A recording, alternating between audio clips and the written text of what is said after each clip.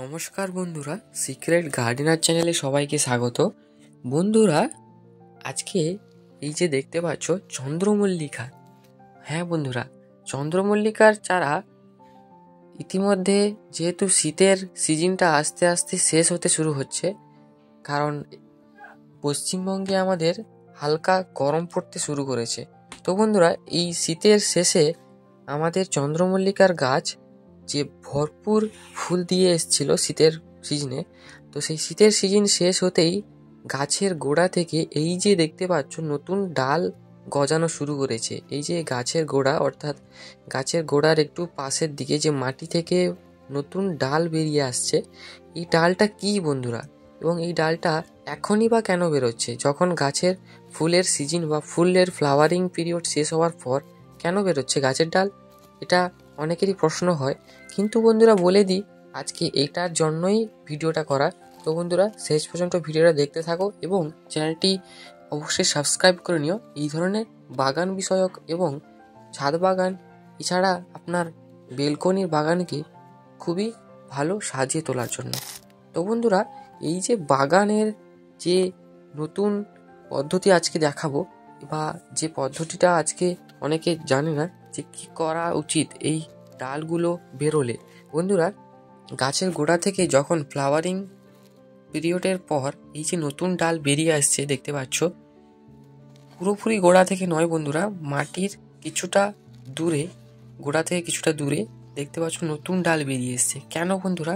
বন্ধুরা, এই যে এটাকে সাকার বলা হয়, কারণ এটা যখন আমাদের ফ্লাওয়ারিং পিরিয়ড শেষ হয়ে যায়, ফ্লাওয়ারিং মানে ফুল দেওয়া বন্ধ হয়ে যায়, যখন আমরা গাছ থেকে সব ফুল তুলে নিই, তখন দেখতে পাবো জানুয়ারি থেকে ফেব্রুয়ারি মাসে বেরোবে বন্ধুরা। সকলের যেই চন্দ্রমল্লিকা ছাদ বাগানে আছে কিংবা বাড়ির সামনে লাগিয়েছেন চন্দ্রমল্লিকা, ওই ছাদ বাগানে এই ধরনের যে মেন ডালের পাশে নতুন ডাল বেরোবে। ওগুলোকে আমরা তুলে ফেলবো না বা ওগুলোকে আমরা কেটে ফেলবো না বন্ধুরা, ওটাই হচ্ছে পরের বছরের জন্য সংরক্ষণের একটা প্রথম ধাপ। বন্ধুরা, আমরা যখন চন্দ্রমল্লিকার গাছ কিংবা শীতের যে কোনো গাছ তাকে সংরক্ষণ করি, অর্থাৎ পরের বছরের জন্য বাঁচিয়ে রাখি, তার জন্য আমাদের এই পদ্ধতিটা গাছের অবলম্বনই করতে হবে, যেটা হচ্ছে গিয়ে ফ্লাওয়ারিং পিরিয়ড শেষ হয়ে গেলে যখন গ্রোথ পিরিয়ড একটু থাকবে, তারপর ওরা ডরমেন্সি পিরিয়ডে চলে যাবে, অর্থাৎ গাছগুলো স্থিরভাবেই থাকবে, কোনো বাড়বেই না। তার জন্য এই যে নিচের ডালগুলোকে আমরা রেখে দিব, কোনোভাবে না কেটে। বন্ধুরা, এগুলোকে সুদূর যে মেন ডালটি রয়েছে মাঝখানে মোটা ডালটি, ওটাকে কেটে দিয়ে আর পাশাপাশি যে ডালগুলো নতুন বেরোচ্ছে ওগুলোকে আমরা পুরোপুরিভাবে রেখে দিব। এবং কিভাবে কেটে বাদ দিব কতটুকু, তা আমি এই ভিডিওতে দেখাবো।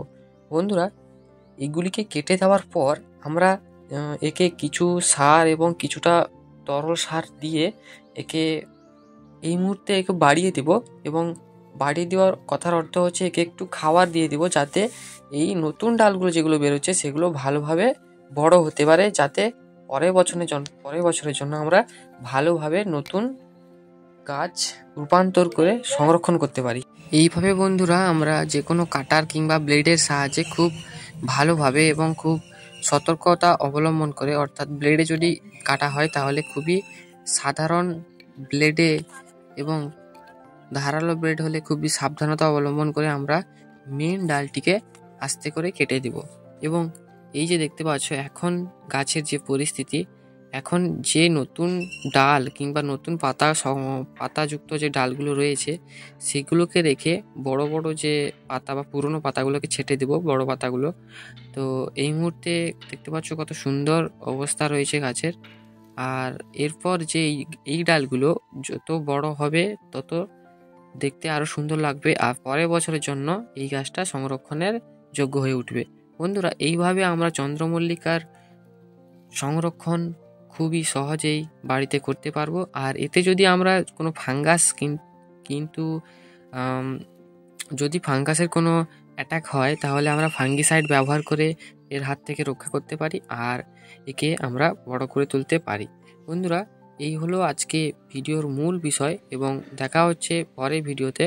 ততক্ষণ সাবস্ক্রাইব করে নিও এই চ্যানেলটিকে।